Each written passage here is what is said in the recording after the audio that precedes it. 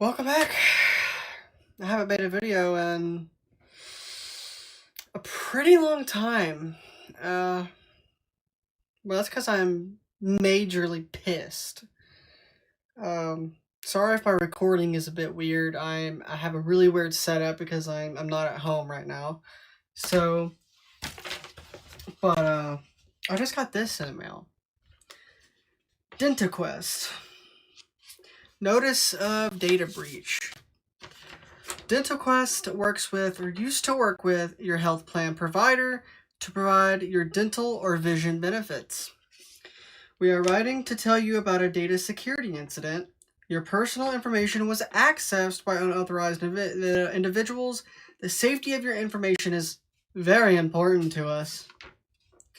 We are writing to tell you what happened and what you can do. And essentially, they just got hacked. Awesome. I have done so much shit to keep my shit off the internet, right? And what do companies do? They get fucking hacked because they don't give a shit. You know, what I don't understand is why can't, look, pen and paper isn't necessarily secure either, but it's a way hell of a lot more secure than putting shit digitally all the time.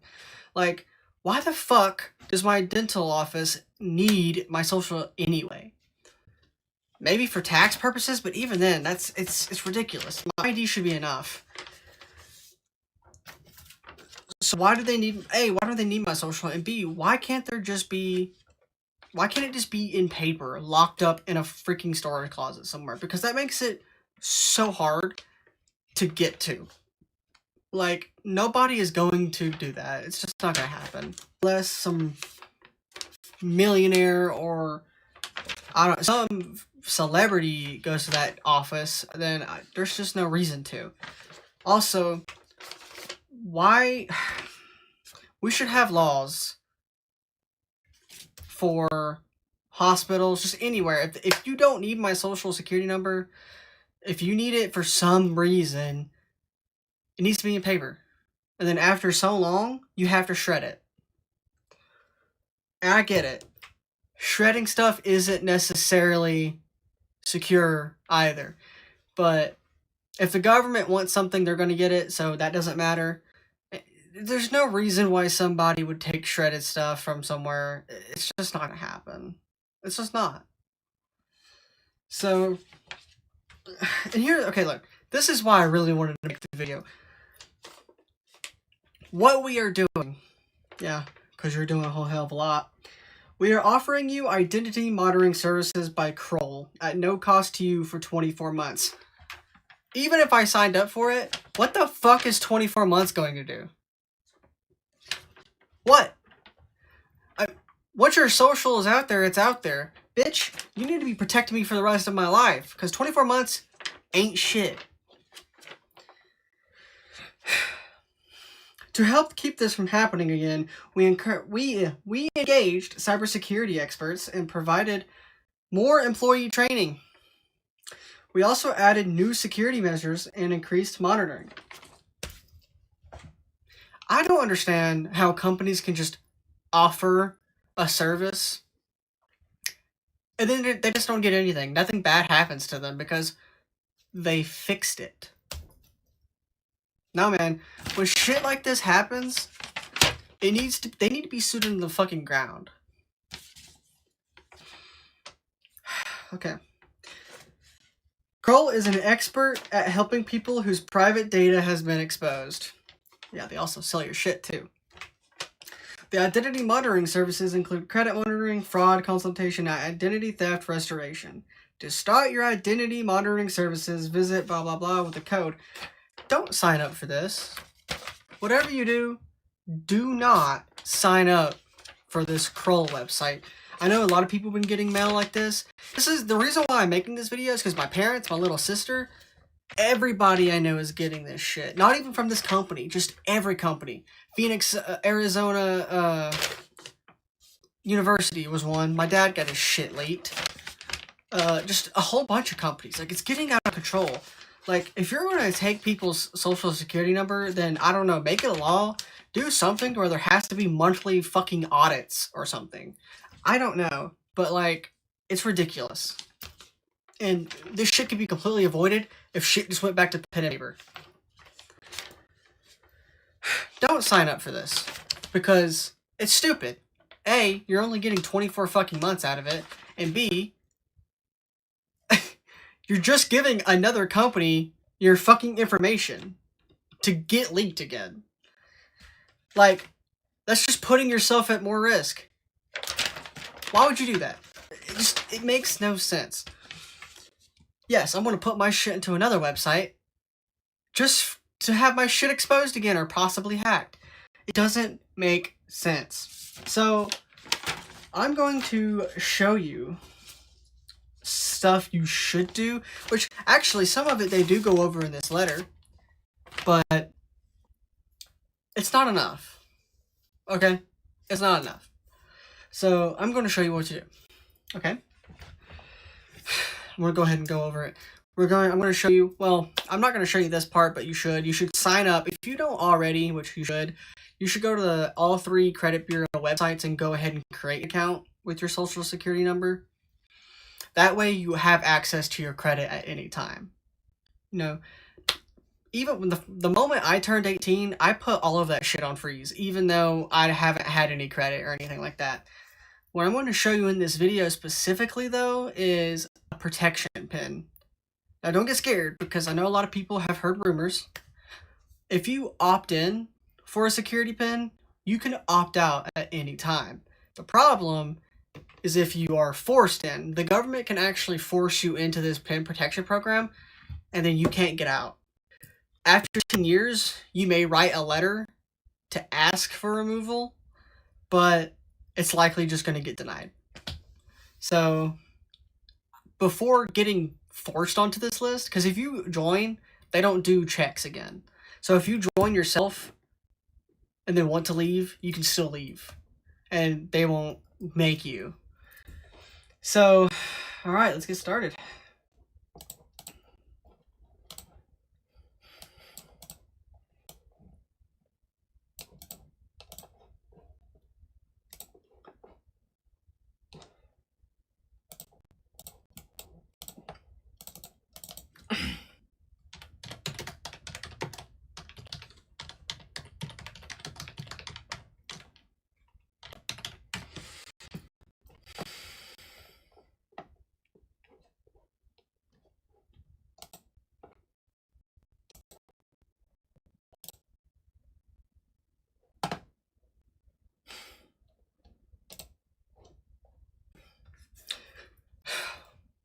Okay, guys, so here's what we're going to do. You want to head over to this website, irs.gov/identity-theft-fraud-scams/get-and-identity. Okay, you can see it. Shitty URL, but whatever. Here's a QR code if you want to scan it in the video. I don't know why you do that, but probably wouldn't be able to scan it unless you're on your computer. But so pretty much what this is, anytime you want to sign up for anything credit, you'll have to give the company your IP protection pin, and you get one generated either every 6 months or a year. I think it's by default a year, and then you can request after 6 months of getting your first pin for a new one. And then also, this was mostly made for your taxes. Especially if you file your taxes and you don't put this pin on here, your shit's gonna be fucked up, bro. And it's gonna take months. My mom had to have this. It took almost a year to get her stuff fixed. It's ridiculous how slow it is. But as long as you don't mess up, you're fine. Okay. It says how to get an IP pin. The fastest way to receive an IP pin is to request one through your online account. There is just one problem to this method. Okay? You have to sign up for another fucking website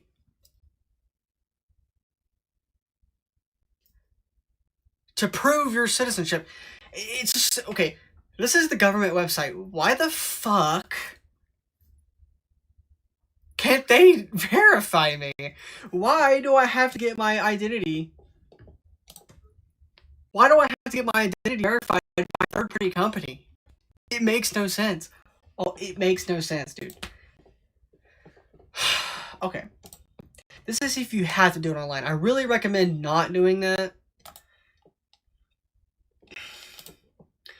And doing it in person if you can. If you're unable to verify your identity online or with Form 15227, you may make an online appointment at a local taxpayer assistance center, which you can click that. I recommend doing this, but if you absolutely positively can't, then you'll have to use ID Me. I really, really, really strongly suggest against that.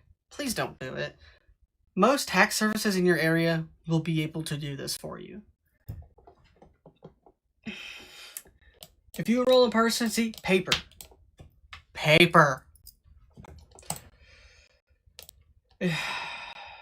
One form of federal or state issued picture identification and one additional form. So I would, me personally, just to be safe, I'd bring your social security card, birth certificate, and your driver's license. That's all three major, I mean, I'd bring your passport if you have one, but I don't have one. So that should be more than enough. But if you can't, you'll have to do ID Me, which I really, really, really, really, really, really advise against. This is another company. So you'll click create an account, and I've done this for my grandma because they had to for veteran stuff.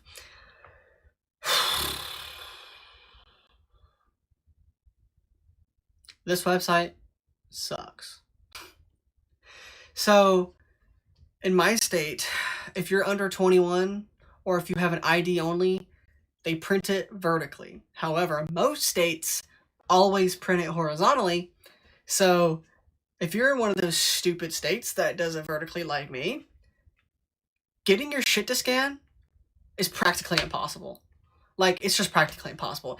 Like, I've had a call up here because their stupid AI did not know. There's more than like 5 states that does this, guys. Like, come on. Not every ID is horizontal. And then you have to submit your social card. You pretty much have to submit pictures of everything and take a selfie. And then they verify you. And then, after that, you'll sign up. You'll enter the same information again, by the way, which makes no sense.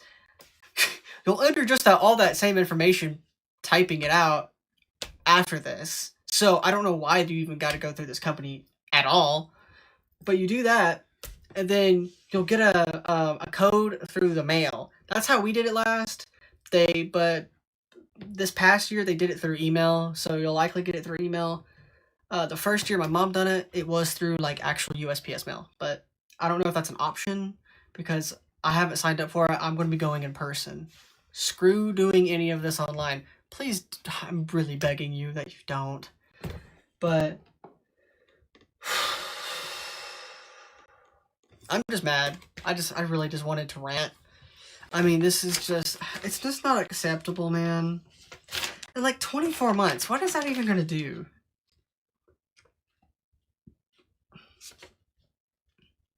Now, this is actually kind of useful. They gave all 3 credit bureaus names, website links, and addresses and phone numbers. This is in other languages. And hey, that's cool, I guess. You have the ability to place a security freeze, also known as a credit freeze. Everybody should be doing that regardless. Like, I don't know why.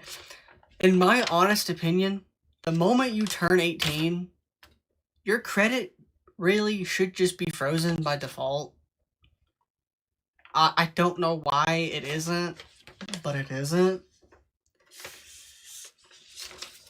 That really makes no sense to me. Because if you really are worried, right? If you really are worried, you can just get your shit unfrozen temporarily when you want to apply for something.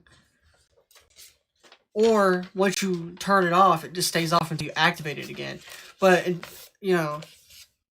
until you actually are ready to open credit, it should just be frozen. And people are going to be like, well, if you're doing loans, college loans or anything, you might mess with that. It doesn't. I've had my credit frozen this whole time. As long as you do stuff through the FAFSA, the government can open those in your name, regardless if your credit is frozen or not, because it's through the government. The government, well, it's not through the government, but the government is opening it for you. The Department of Education. Now, regular loans, yes. Depends. If you already took out a loan with your bank and you have your credit frozen, you won't need to do it again. Or if you've been banking with someone for so long, they might not even run your social. If you've banked with them for long enough. So that really just depends on the amount, bank, and if you've already verified yourself or not.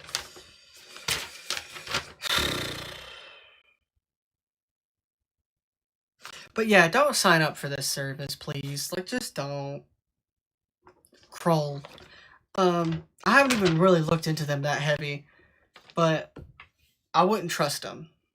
I wouldn't trust any of these fucking services. Because they're probably just going to take advantage of you too. So, the best way is to just take actions into your own hand. Don't trust anyone else. It's up to you to protect yourself. Don't rely on a company to protect you. Because all they care about is themselves. They'll save their ass first before saving yours. Even if I mean, just look at insurance. Like, so, file a protection pin, get an IRS protection pin for your social security number, freeze all your credit, and I'd even go. A lot of people argue that data removal sites are useless because you just give them your information. While I agree, most of the time you don't give them your social. You only give them your name, address, and phone number. Now, I'm lucky enough to always use this address that I'm at for my mail, even though I don't actually live here. This is my grandparents' house. We come here every day, so I pick up my mail. I'm not sure if that's actually illegal or not. I don't really care. But I don't live here, so that kind of adds an extra layer of security. Now, if I get pulled over, I'm going to say I live here. You know, technically, I could just say this is my room. But it's just for extra security. You can't do a P.O. box. But you can put a different address down that you don't actually live at. Which isn't illegal if you own it either. Like, if I own more than one house and I actually live at this one but not the other one, and I use the other one for my address for my ID, as far as I'm concerned, that's not illegal, at least in my state. It might be in some others, don't know. But it's not like it's gonna matter unless you do something crazy illegal where the feds are gonna look into you. No one's gonna notice. No one's gonna know. Anyway, yeah, protect yourself, stay vigilant, and I think from now on, any doctor's offices I go to, I'm going to ask them if they can have all my stuff stored on paper, not digitally, and if they can't, I'll go somewhere else. Hopefully I'll be able to find a doctor, any type of doctor, that will do that. But probably not, because people don't know how to handle paper stuff anymore. So that's it. If you guys like this video, give it a like. If you disliked it, dislike it. I know this is just a rant. I'm not making any sense. And this video has like zero structure at all. I'm just hoping somebody will watch it. Even if nobody watches it, it made me feel better. I got to yell. So I'm out. Peace.